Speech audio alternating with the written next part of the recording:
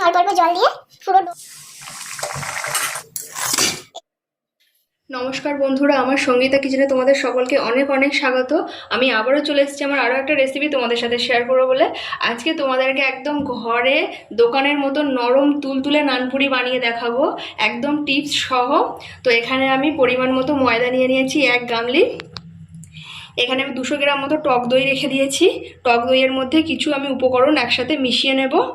টক দইয়ের মধ্যে প্রথমেই আমি দিয়ে দেব 2 চামচ পরিমাণের চিনি, স্বাদ মতো লবণ দিয়ে দেব, সব শেষে দিয়ে দেব বেকিং পাউডার। তোমরা চাইলে বেকিং সোডাও দিতে পারো। সমস্ত উপকরণ আমি দিয়ে দিয়েছি। খুব ভালোভাবে আমি টক দইটা ফেটিয়ে নেব। টক দইটা যত ভালোভাবে ফেনাবে তত ভালো হবে।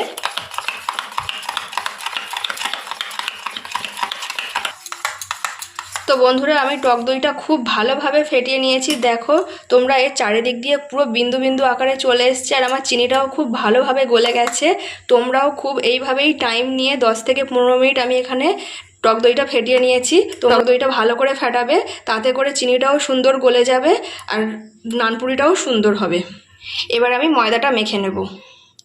তার জন্য আমি ময়দাটা নিয়ে নিয়েছি। ফেটিয়ে রাখা টক দইটা উপর থেকে আমি ঢেলে দেবো।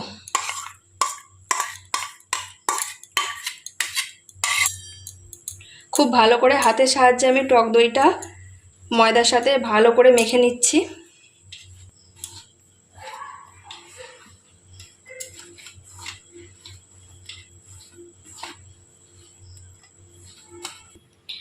আমি এখানে টক দইয়ের সাথে খুব ভালোভাবে মেখে নেওয়ার পর উষ্ণ গরম জল রেখেছিলাম। অল্প অল্প গরম জল দেব আর মেখে নেব।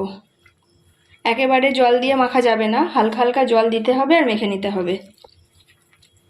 এইভাবে আমি অল্প অল্প জল দিয়ে পুরো ডো একটা নরম মতো ডো বানিয়ে নেব।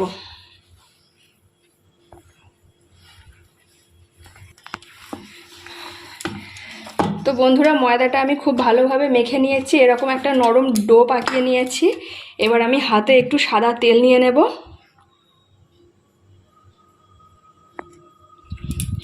চারিদিক দিয়ে ছড়িয়ে দিয়ে আমি আরেকটু ভালোভাবে মেখে নেব।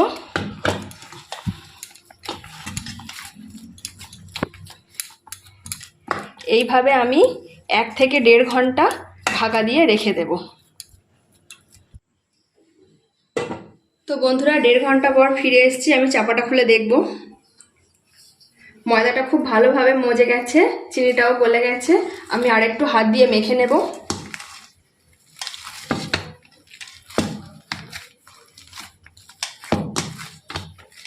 চাইলে ওপর দিয়েও একটু হালকা হালকা ময়দা দিতে পারো। আমি অল্প অল্প ময়দা ছড়িয়ে আর একটু মেখে নেব।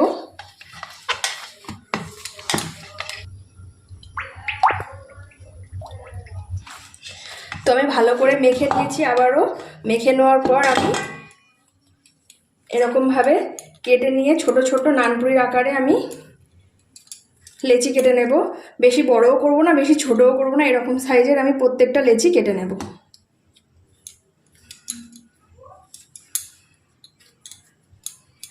তো আমি সবগুলো লেচি আকারে কেটে নিয়েছি। এবার হাতের সাহায্যে গোল করে নিচ্ছি। এই গোল করে নিলে বেলতে একটু সুবিধেই হয়। নানপুরিগুলো সব গোল করেই বেলা যায়।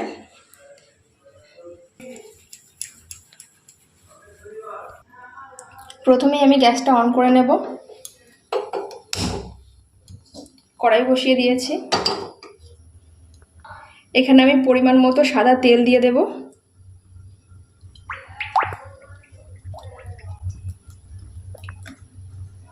তেলটা খুব ভালো করে গরম করে নেব। প্রতিটা নানপুরি আমি বেলে নেব। প্রথমে একটু তেল দিয়ে নেব, নিয়ে 2 পিঠ লেচির গায়ে ভালো করে আমি তেল মাখিয়ে নিচ্ছি।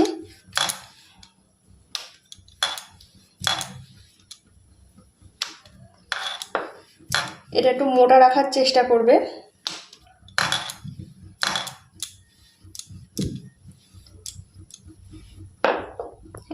তো বন্ধুরা, তেলটা গরম হয়ে গেছে। বেলে রাখা নানপুরিটা আমি তেলের মধ্যে দিয়ে দেব।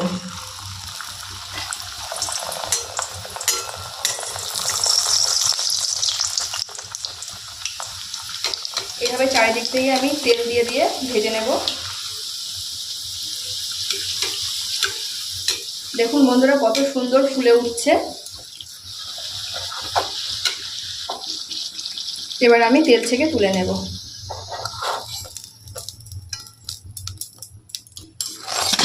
এইভাবে আমি বাকিগুলোও ভেজে নেব।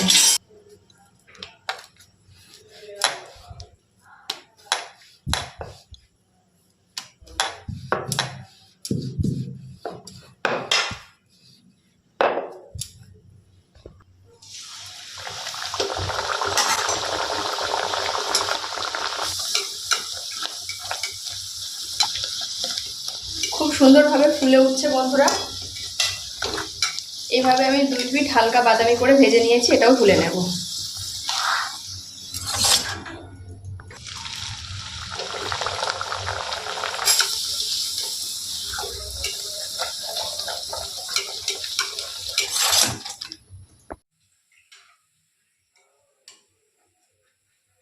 তো বন্ধুরা তৈরি হয়ে গেল একদম গরম গরম নরম তুলতুলে বিয়েবাড়ির মতো নানপুরি।